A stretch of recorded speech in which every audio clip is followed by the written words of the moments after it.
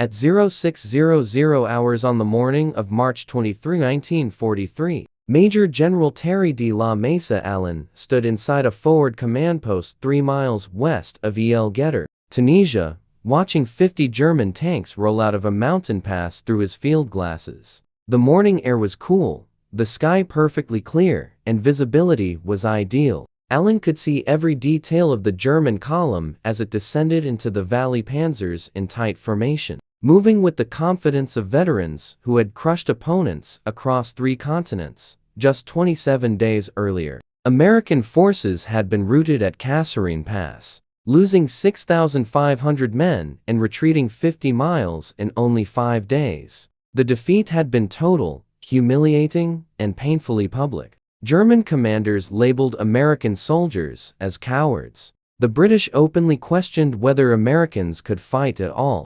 Newspapers back home reported the disaster in stark, unforgiving headlines. The credibility of the entire American war effort hung in the balance. Now, those same Americans were dug in across the El Getter Valley with orders to stop the German 10th Panzer Division. Allen had commanded the 1st Infantry Division, the famed Big Red One, for 9 months. He had trained these men in camps across the United States, on crowded troopships crossing the Atlantic, and in staging areas throughout Britain and North Africa. He knew their strengths. He knew their weaknesses. He knew they were green, tested, and unproven. But he also knew they were Americans, and Americans did not quit. The real question was whether anyone else would ever learn what his division could do when given proper leadership, sound doctrine, and a fair chance to fight.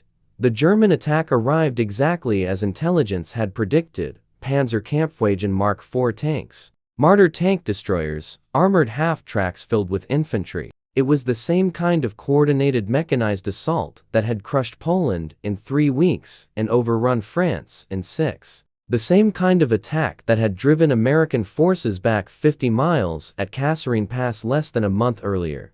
The Germans were confident. They had beaten the Americans before. They expected to beat them again. What they did not know was that the American army facing them at El Getter was not the same army they had humiliated at Kasserine Pass. In just 27 days, the United States Army had transformed itself more completely than any Allied force had managed in 3 years of war. Begins in the Atlas Mountains of Tunisia on February 19, 1943. That morning, Field Marshal Henri Emall launched an offensive against American positions at Kasserine Pass, a 2-mile-wide gap in the Grand Dorsal mountain chain. The pass was strategically critical. Control of Kasserine meant control of the routes through the mountains. The Americans defending the pass were inexperienced. Most had never fired a shot in combat.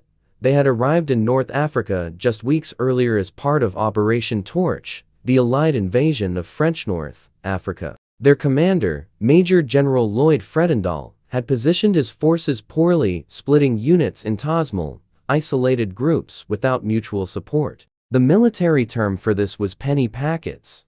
Small detachments and individual tasks without coordination. The American tanks, M3 Lees and M3 Grants, had high silhouettes that made them easy targets. Thesa medium tanks mounted both a 75mm gun in a sidesponson and a 37mm gun in Aderette. The design was a compromise born of urgency, not optimal engineering. The tank commanders had no experience fighting German armor. They had trained against other American tanks in Louisiana and the Mojave Desert.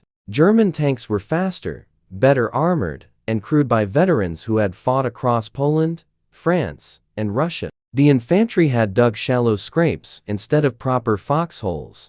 They did not understand that German tanks will deliberately drive over shallow positions and rotate their tracks to crush anyone hiding there. These were lessons that would be learned in blood. When Emall attacked, the American lines collapsed within hours. German panzers broke through the pass. Italian forces supporting the attack overran American artillery positions. Fred and Dahl scattered units could not coordinate a defense. They could not call for artillery support because batteries only responded to their dedicated observers, and those observers were spread across different frequencies. Air support was non-existent. The different American units did not know where each other were positioned. Some units retreated into positions already occupied by the Germans. By the night of February 16, 1943, the Second Corps had lost 1600 men, nearly 100 tanks, 57 half-tracks, and 29 artillery pieces.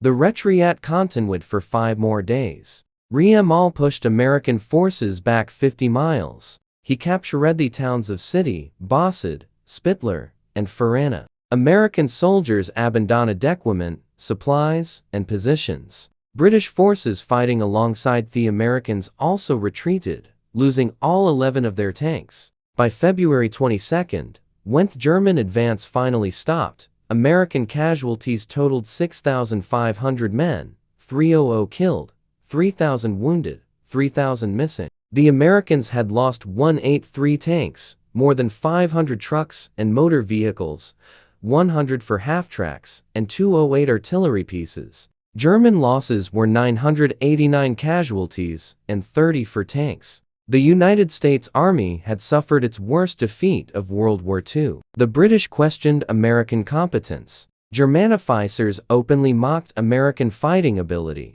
Field Marshal Albert Kessler, the German commander in the Mediterranean, told Hitler that American soldiers were poorly trained and poorly. The defeat at Kasserine Pass created a crisis for the American war effort. General Dwight Eisenhower, the Supreme Allied commander in North Africa, faced a fundamental question. Could American forces fight the Germans on equal terms? Or would the United States need to rely on British forces to carry the ground war in Europe? The answer to that question would determine Allied strategy for the entire war if Americans could not defeat German forces in North Africa. How could they be trusted to lead the invasion of France? Winston Churchill was already skeptical about American military capability. After Kasserine Pass, his doubts seemed justified. British commanders Montgomery and Alexander concluded that Americans are hopelessly trained, poorly led, made poor soldiers, and were unlikely to improve quickly.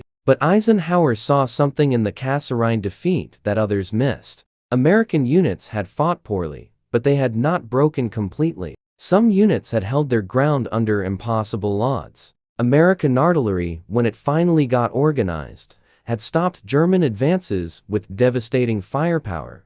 The problem was not American soldiers. The problem was American leadership, American doctrine, and American coordination. Those were problems that could be fixed. On February 26, 1943, just 2 days after Yamal withdrew from Kasserine Pass, Eisenhower began the most rapid military transformation in modern warfare. If you want to see how American forces went from humiliating defeat to decisive victory in just 27 days, please hit that like button. It helps us share more forgotten stories like this. And please subscribe if you have not already. Back to the transformation. Eisenhower's first move was brutal. He relieved Major General Lloyd Fredendall of command on March 6, 1943. Fred and had positioned his headquarters 70 miles behind the front lines, dug into a canyon where he felt safe from air attack. Engineers had blasted tunnels into rock for underground bunkers.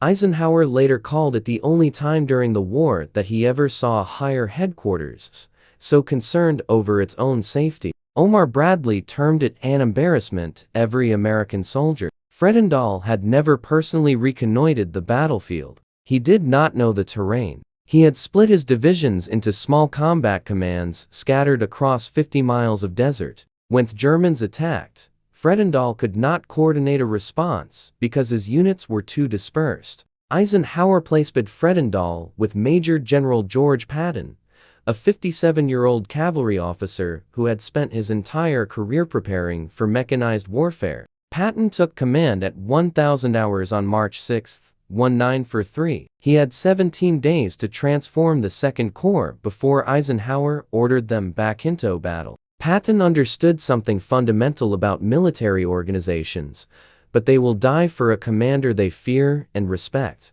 Patton needed both. He started with discipline. Every soldier in the Second Corps was ordered to wear a complete, clean, pressed uniform at all times. Soldiers who failed to wear leggings, helmets, or proper insignia faced court-martial. Officers hollowed their men to appear slovenly were relieved of command. Patton personally drove through American prisons looking for violations. He stopped jeeps, inspected uniforms, questioned soldiers about their weapons and equipment. He fined officers $50 for not wearing neckties. He made enlisted men dig new foxholes because the old ones were too shallow. He was everywhere, all the time, demanding perfection.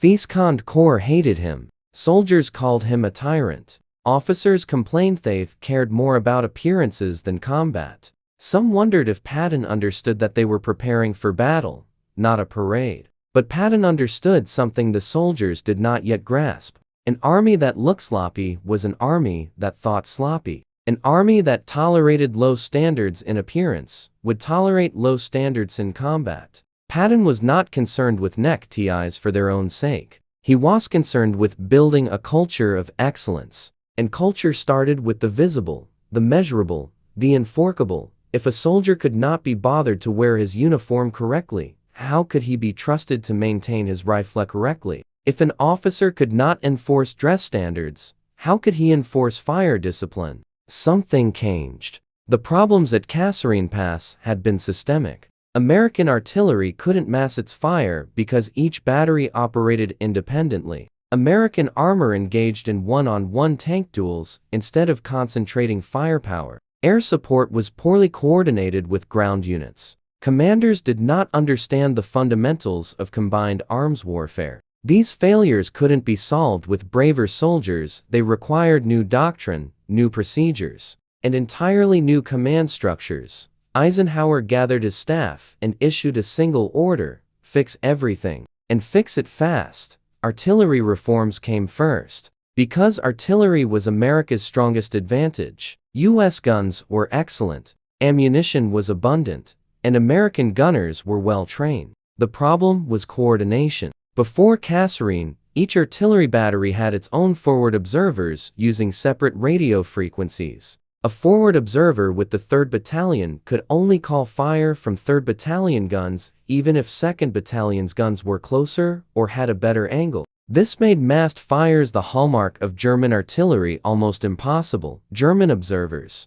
by contrast, could call fire from any battery within range, producing sudden, devastating concentrations of fire wherever needed. Within a week of the defeat at Kasserine Pass, Eisenhower's staff began designing a new fire direction system that would allow multiple batteries to coordinate volleys instantly. The technical challenges were huge. Batteries used different radio frequencies. Fire direction centers followed different procedures, and officers had been trained to command only their own guns. Fixing the system required new radios, new training, and above all a new mindset.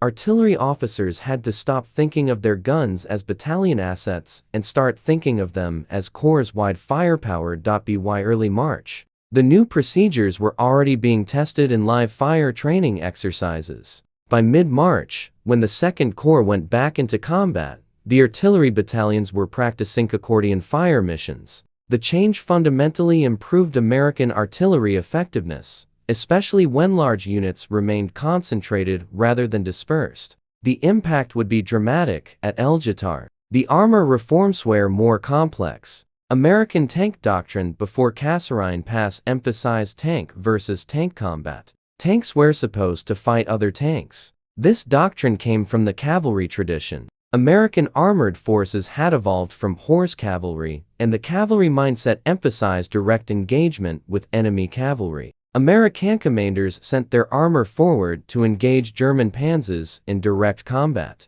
This played to German strengths. German tank commanders had 3 years of combat experience across multiple theaters. They had fought in Poland in 1939, France in 1940, Russia from 1941 onward. They knew how to maneuver, how to use terrain, how to concentrate fire, how to exploit weaknesses. American tank commanders had no combat experience. They had trained in the deserts of California and the plains off Texas against other American tanks. They advanced in straight lines, expeditious flanks, and fought as individuals instead of units. At Kasserine Pass, American tanks were destroyed piecemeal because they attacked without coordination and without support.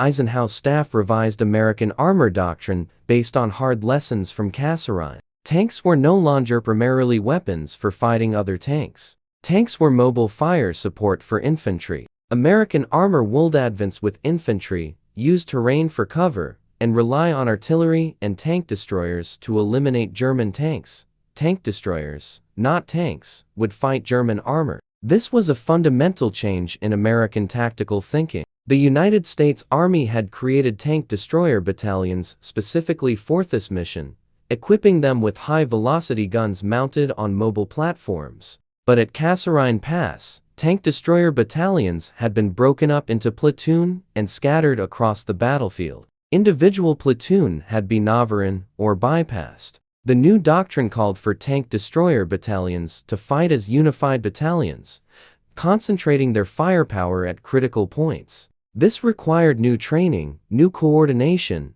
and new command relationships, but it played to American strengths. Americans had excellent artillery to suppress German tanks. They had good tank destroyers to kill German tanks. They did not need to beat Germans at their own game. They needed to fight a different game entirely. The air support reforms took longer. Coordinating aircraft with ground forces required new radio equipment, new procedures, and new training for both pilots and ground controllers. This would not be fully solved until Operation Overlord in June of 1944, but Eisenhower started the process in March of 1943. He created air liaison officers who embedded with ground units. He established procedures for calling airstrikes. He emphasized that air superiority was a prerequisite for ground operations. American forces would not attack without control of the air. The command structure reforms were the most dramatic. Before Kasserine Pass, Fredendall had split his divisions into small combat commands operating independently. This gave German forces the opportunity to defeat American units one by one. Eisenhower's new doctrine emphasized mass divisions. American units would fight together, not separately. Combat commands would standard divisional control. Mutual support would be mandatory. No unit would be positioned where it could not be reinforced or supported by adjacent units. These reforms happened simultaneously with Patton's discipline campaign. While Patton made soldiers wear proper uniforms, Eisenhower's staff wrote the rulebook for modern warfare.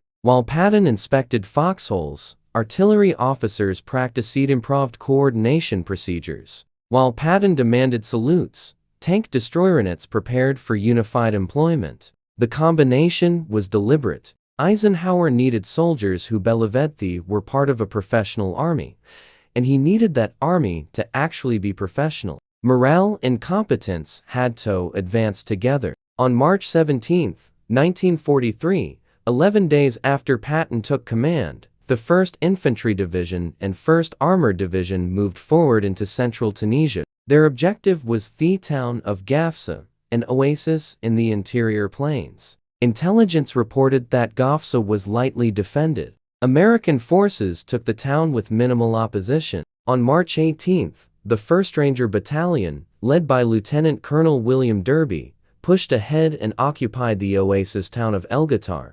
Again, almost no opposition. The Italian defenders retreated to the hills overlooking Elgatar, blocking the mountain pass that led south to the coastal plain. The 2nd Corps was now in an excellent position. If American forces could push through the Elgatar Pass to the coast, they would cut off German forces in southern Tunisia from their supply lines. The Germans would be trapped between American forces to the west and British forces advancing from the east. General Hans-Jürgen von Annanum, commanding German forces in Tunisia after Rheims' departure on March 9, understood this immediately. He could not allow Americans to break through at Elwater. Von Annanum felt that a spoiling attack would be enough to drive the Americans back. On March 22, Von Annanum ordered the 10th Panzer Division to attack Elgatar and destroy American positions there. The 10th Panzer Division was one of Germany's elite armored formations. It had fought in France, Russia, and North Africa. The division's tank commanders had years of combat experience. They had destroyed hundreds of enemy tanks. They knew how to coordinate infantry, armor, and artillery. They had never lost a major engagement. The German officers planning the attack on Eleatar expected to destroy American forces the same way they had destroyed them at Cassarinas. They expected American units to scatter when hit by massed armor. They expected poor coordination, weak artillery, no air support. They expected to be fighting the same American army they had defeated 4 weeks earlier. They were wrong. At 0600 hours on March 23, 1943, 50 German tanks emerged from the mountain pass into the Elgatar Valley. The sun was just rising behind the American positions, silhouetting the German column against the western mountains. Panzer-Kampfwagen Mark V tanks led the advance, their long-barreled 75mm guns clearly visible. Behind them came MAR tank destroyers, open-top vehicles mounting captured Soviet 76mm guns. Armored half-tracks carrying Panzergrenadier infantry followed in formation. German motorcycle reconnaissance units raced ahead to scout the American positions. The German column advanced at speed, engines roaring, tank treads churning up clouds of dust that hung in the still morning air. They were attacking in the open, cross-flat ground approximately 2 mi wide. Confident that American forces would break before they reached the town, German commanders had seen Americans break at Kasserine Pass. They expected the same result here. The Americans were waiting, silent, disciplined, invisible. Major General Terry Allen had positioned the 1st Infantry Division across the valley in depth, not in a single line. This was a critical tactical change from Kasserine Pass. Forward units occupied high ground overlooking the valley, dug in with interlocking fields of fire. Behind them, infantry battalions were positioned in successive defensive lines, each capable of mutual support. Artillery was positioned behind the ridges, invisible to German observers, but registered on every likely avenue of approach. American forward observers occupied concealed positions with clear views of the entire valley. Tank destroyer battalions were dug in at key positions with clear fields of fire and camouflaged so thoroughly that they were invisible from more than 100 yards. Infantry had proper foxholes dug deep enough to protect against hand. The German attack was being systematically torn apart by American artillery firing at maximum intensity. This was exactly what the artillery had failed to do at Kasserine Pass: mass fires, perfectly timed, perfectly coordinated, all directed at a single target. Now, using the new procedures created in the aftermath of that disaster, the guns were finally working as intended. As soon as the barrage lifted, American tank destroyers opened fire. The 601st Tank Destroyer Battalion, armed with M3 gun motor carriages half-tracks mounting 75mm guns, hit the German armor as it tried to regroup. Their crews had trained for this precise scenario. They had studied German doctrine, learned how panzers maneuvered, and knew exactly where to aim. They fired calmly and deliberately, destroying one tank at a time as targets presented themselves. Supporting them was the 899th Tank Destroyer Battalion, equipped with M10 tank destroyers carrying powerful 3-inch guns, adding long-range fire from secondary positions. The German advance collapsed. By 0900 hours, 30 tanks had been destroyed or disabled. The 10th Panzer Division retreated back toward the mountain pass, leaving the valley floor littered with burning armor. Allen watched the withdrawal through his field glasses. He did not pursue. His orders were to hold El Getter, not chase German armor into the hills. At one point, during the height of the fighting, 2 German tanks even approached his headquarters. Staff officers urged Allen to pull back. He refused, delivering the line that would become famous across the division: "I will like hell pull out and I'll shoot the first man who does."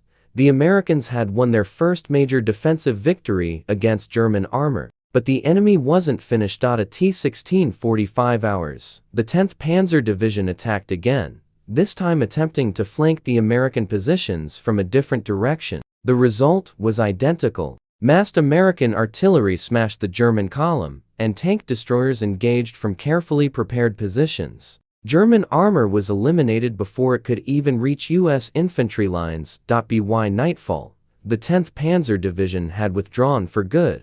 joining Italian forces in the hills to the east. They made no further attempts to break through the valley. The wider battle for El Getter continued for 2 more weeks as American troops tried to force the mountain passes. Italian forces holding the high ground on hills 369 and 772 fought fiercely, slowing progress. But the strategic picture had shifted. On March 26, British forces launched Operation Supercharge II, rupturing the Mareth Line and pushing German units north. The Axis position in southern Tunisia began to unravel. On April 7, 1943, American forces advancing from El Getter linked up with elements of the British 8th Army along the El Getter Gab-S Road at 1,700 hours. German forces were now trapped in northern Tunisia. The campaign was effectively decided. The Battle of El Getter marked the first time American forces had decisively defeated German armor in open combat. The victory validated every reform Eisenhower had ordered in the aftermath of Kasserine Pass. The new artillery coordination procedures, once theoretical, had proven themselves on the battlefield, worked effectively. Tank destroyers employed as unified battalions rather than dispersed platoon had proven their worth. Combined arms coordination had been excellent. Air support, though still imperfect, had improved significantly. Most importantly, American soldiers had proven they could stand their ground against experienced German forces. The Germans noticed after Elga. German commanders stopped calling American soldiers cowards. Intelligence reports acknowledged Adamic tactical competence. Rommel, who had been recalled to Germany 2 weeks before Elgatar, later documented in his papers that American forces had recovered very quickly after their first shock and had soon succeeded in damming up German advances. The respect was grudging, but it was real. Americans called fight. What made the transformation remarkable was the speed. 27 days separated Kasserine Pass from Elgetar. In that time, the Second Corps had replaced its commander, revised its doctrine, retrained its forces, and proven its competence in combat. No other Allied army had adapted that quickly. The British Army had taken years to develop effective combined arms tactics after early defeats in Francine, North Africa. Soviet forces had needed 18 months after the German invasion in June of 1941 to develop operational competence at Stalingrad. The Germans themselves had required extensive experience in Poland and France before perfecting their blitzkrieg tactics. The American army had done it in less than 4 weeks. Their reasons for this rapid adaptation were systemic and interconnected. First, American forces accepted that they had a problem. There was no denial, no excuses, no blame shifting. This was remarkable given the military culture of most nations. Defeated armies typically blamed soldiers for lack of fighting spirit, blamed subordinate commanders for tactical errors, or blamed logistics for inadequate supply. They rarely blamed doctrine, and they almost never questioned fundamental assumptions about how to fight. Eisenhower and his staff conducted a brutally honest assessment of what had gone wrong at Kasserine Pass. They identified specific failures in leadership, doctrine, and coordination. They published detailed after-action reports that cataloged mistakes without euphemism. They did not blame soldiers for breaking under German attack. They blamed themselves for putting soldiers in positions where breaking was inevitable. They did not blame tank crews for losing to German panzers. They blamed doctrine for sending American tanks into fights they could not win. This allowed them to focus on fixing systems rather than punishing individuals. Officers who had commanded at Kasserine Pass were reassigned to training duties, where they taught the next generation of officers what not to do. Their experience, even their failures, became institutional knowledge. Second, American forces had the authority to make changes quickly, without waiting for approval from higher headquarters. Thousands of miles away, Eisenhower did not need to cable Washington for permission to relieve Fredendall. He did not need War Department approval to revise artillery doctrine or reorganize tank destroyer battalions. He had been granted theater-level authority to command as he saw fit. This was different from other Allied armies. British commanders in North Africa answered to the War Office in London, where Korea bureaucrats who had never heard a shot fired in Andrew reviewed every significant decision. British doctrine changes required committee review, formal analysis, and approval by senior officers in London who were fighting a different war. Soviet commanders answered to Stalin, who personally approved or disapproved tactical changes based on political considerations as much as military merit. German commanders answered to Hitler, who increasingly made tactical decisions from his headquarters in East Prussia based on ideology rather than battlefield reality. American commanders in the field had genuine authority to change how they fought based on what they learned. This decentralization of decision-making authority was an American military tradition dating back to the Continental Army, but it proved decisive in World War II. Third, American forces had the resources to implement changes rapidly and at scale.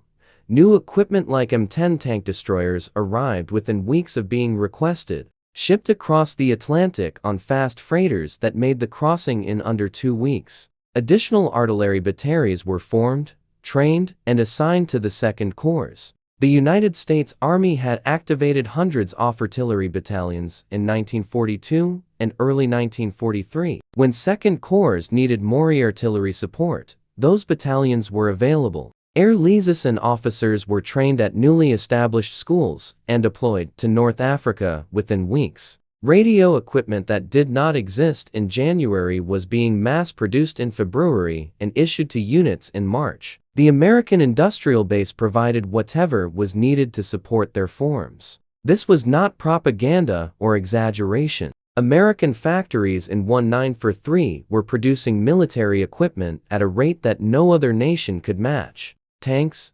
trucks, jeeps, artillery pieces, rifles, ammunition, uniforms, medical supplies, food, and countless other items poured out of American factories in quantities that seemed impossible to observers from other nations. Other allied armies had to fight with whatever equipment they had. British forces in North Africa used equipment that had been designed in the 1930s and produced in limited quantities by factories that were targets for German bombing. Soviet forces used equipment that was excellent in some categories, but chronically short in others because Soviet industry had been devastated by the German invasion. German forces by 1943 were beginning to experience shortages of everything from fuel to ammunition to replacement vehicles. Because Allied bombing and resource depletion were strangling German industry, Americans could request new equipment, new vehicles, new weapons, and receive them quickly. If something did not work, it could be replaced. If something needed to be modified, modifications could be implemented across the force. This abundance of material resources enabled rapid experimentation and rapid deployment of solutions. An army that must fight with inadequate equipment cannot afford to experiment. An army with abundant equipment can afford to try new approaches, discard what does not work, and scale up what does work. Fourth, American forces were willing to learn from their enemies. Staff officers studied German tactics. They analyzed how Germans coordinated armor, infantry, and artillery. They identified German weaknesses as well as strengths.